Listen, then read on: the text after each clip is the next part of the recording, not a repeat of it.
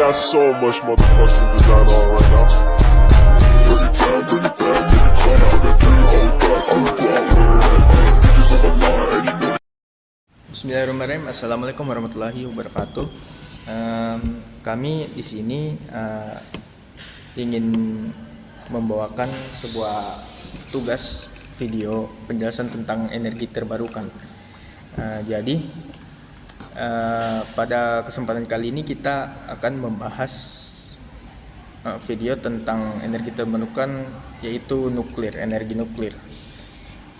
Energi nuklir secara umum dapat dihasilkan melalui dua macam, yaitu mekanisme pembelahan inti atau reaksi fisi dan penggabungan beberapa inti melalui reaksi fusi. Nah, di sini akan dibahas salah satu mekanisme produksi energi nuklir, yaitu reaksi fisi nuklir. Setelah inti berat yang ditumpuk oleh partikel, misalnya neutron, dapat membelah menjadi dua inti yang lebih ringan dan beberapa partikel lainnya. Mekanisme semacam ini disebut dengan pembelahan inti atau fisi nuklir. Contoh reaksi fisi nuklir adalah uranium yang ditumbuk atau menyerap berneutron lambat. Nah, dibandingkan dibentuk dalam bentuk bom nuklir, perlepasan energi yang dihasilkan melalui reaksi fisi dapat dimanfaatkan untuk hal-hal lain yang lebih berguna. Untuk itu, reaksi berantai yang terjadi dalam reaksi fisi harus dibuat lebih terkendali. Nah, usaha ini biasa dilakukan di dalam sebuah reaktor nuklir. Reaksi berantai terkendali dapat diusahakan berlangsung di dalam reaktor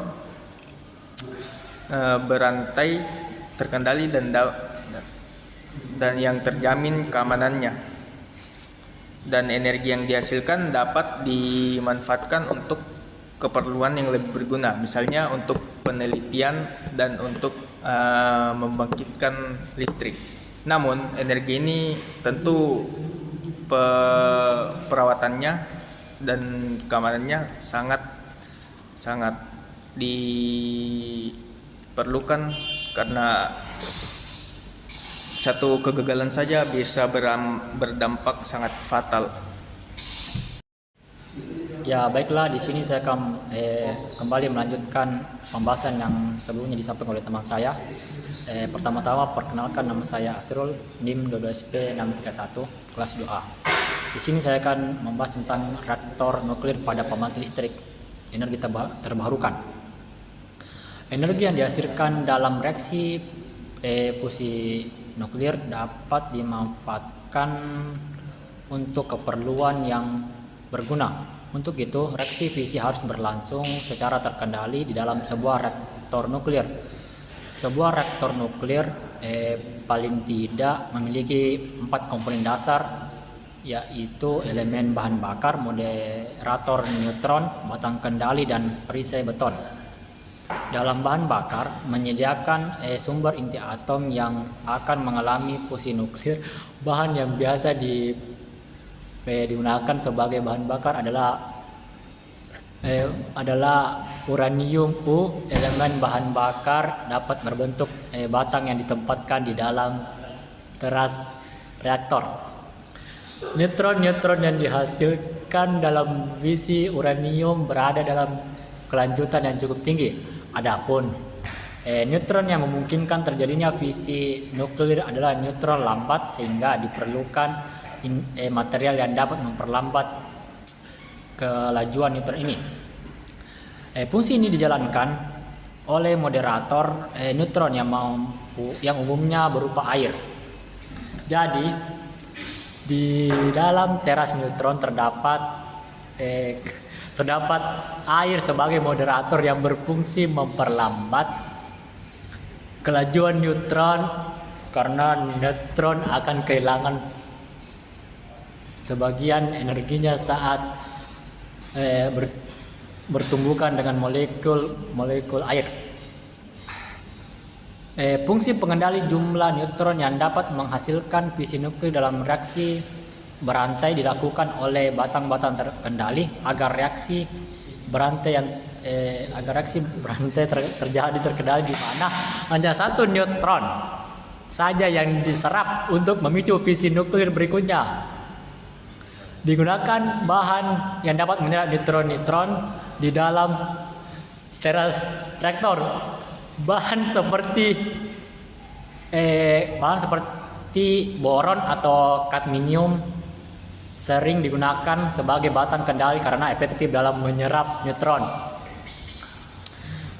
Bahan kendali didesain sedemikian rupa agar secara otomatis dapat keluar masuk teras reaktor. Jika jumlah neutron di dalam teras reaktor melebihi jumlah yang diizinkan, atau kondisi kritis, maka batang kendali dimasukkan ke dalam teras reaktor untuk menyerap sebagian neutron agar tercapai kondisi kritis. Batang kendali akan dikendalikan dari teras reaktor jika jumlah neutron di bawah kondisi kritis atau kekurangan neutron untuk mengembalikan kondisi ke kondisi kritis yang diizinkan.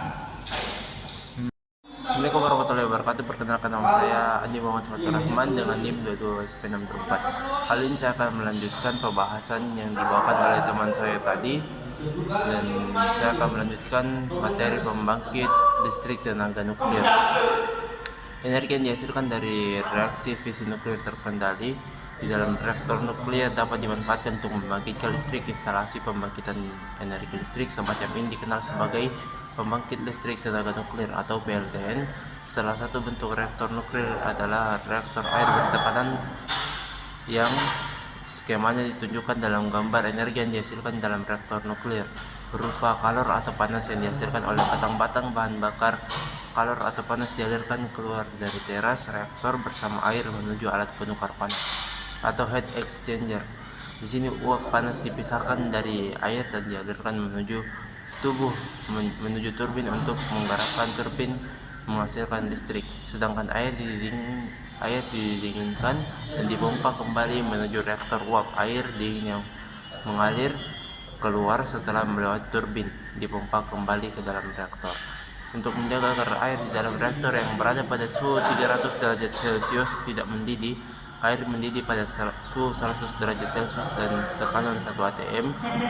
Air dijaga dalam tekanan tinggi sebesar 160 atm. Tidak heran jika reaktor ini dinamakan reaktor air bertekanan. Baik, itulah pembahasan yang dapat saya sampaikan. Kurang dalam lebihnya mohon dimaafkan. Sekian, terima kasih. Wassalamualaikum warahmatullahi wabarakatuh.